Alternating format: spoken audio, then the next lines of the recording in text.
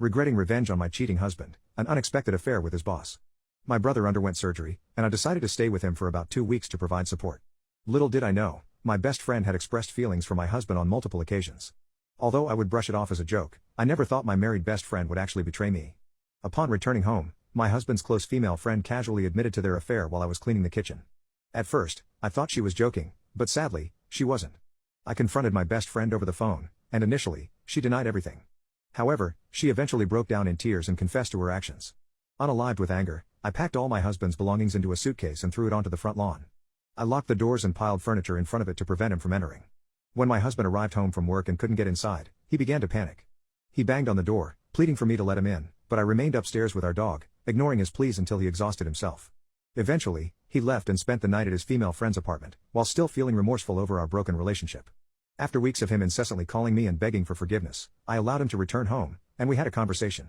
He tearfully admitted to being an intimacy addict and expressed a willingness to seek therapy and attend couples counseling. I insisted on these steps to heal our relationship. During this time, my husband slept on the couch while I occupied our bedroom. My best friend did not reach out to apologize or make amends for her role in destroying our marriage. A week later, my husband had a work dinner party and surprisingly invited me, which was a first. It seemed that his female coworkers were unaware of his marital status, as they appeared shocked to meet me. At the dinner, his boss, who was recently divorced and in his 50s, engaged in conversation with me. I subtly asked about his experience with divorce, intending for my husband to overhear. This seemed to upset him, and he abruptly left the table, telling me to take an Uber home, clearly angered by my actions. His boss was taken aback by my husband's behavior and sympathetically engaged with me throughout the evening. Eventually, we ended up back at his house and had a physical encounter. The next morning, I called an Uber to return home. Since then, my husband's boss has sent flowers and reached out to me several times. My husband is fully aware of this, and both of us are now overwhelmed with guilt and regret. The satisfaction of revenge has faded, and the weight of our actions is consuming us. I have decided to consult a lawyer and start the divorce process. I needed to confide in someone who isn't my family since they are unaware of the situation. It's important to note that during our first therapy appointment, my husband failed to show up. Despite reminding him multiple times, he opted to visit his sister instead. I waited in that office for over an hour before returning home, only to find him casually sitting on the couch, engrossed in his phone. It became evident that he had no intention of fixing our relationship or addressing his intimacy addiction. Update: regretting revenge on my cheating husband, an unexpected affair with his boss. Wow, the past few weeks have been quite a roller coaster. My husband, SBTX, and I started the divorce process, and he reluctantly moved out. He moved in with his best friend, who is now his fiancée, and they are expecting a baby. I suspect it's his child. Unfortunately, things aren't going well for his best friend now that her parents found out about their relationship. During this time, I decided to tell her husband everything.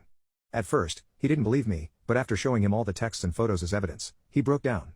He kicked her out, and she showed up at my doorstep, thinking I would let her move in.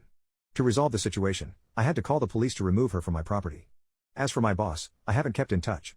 Although he bought me some gifts, I politely declined his advances.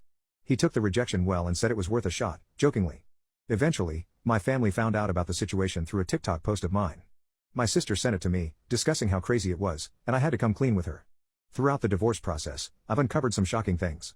It turns out my husband was involved with multiple female coworkers at the office. I've received countless apologies from them. It's quite overwhelming. I never imagined an office could have so much drama and affairs. Once the divorce is finalized, I plan to sell the house and move into a smaller place. I've never been a fan of big houses. I've found a charming one-bedroom apartment that will be perfect for me and my dog. I anticipate that the divorce is going to get messy, especially now that SBTX's best friend is his fiancée. We have even involved a forensic accountant because he accused me of stealing his money and transferring it to my bank account. It's all very bizarre. Despite everything, I'm actually feeling relieved and optimistic about the future. I'm going to focus on doing things I love, like rejoining my book club and getting back into my exercise routine. I used to hold back on exercising because he disliked women with abs, but now I can be myself again. I genuinely hope that he finds happiness as well. To all the people defending him and sending me hateful messages, death threats, and vulgar comments, I wish you could see how ridiculous you sound. I hope you understand that your support for him is misplaced and that you find better things to do with your time. By the way, I'm confused as to why some people are calling me homophobic. I haven't made any negative comments about gay people. Please stop making unfounded assumptions.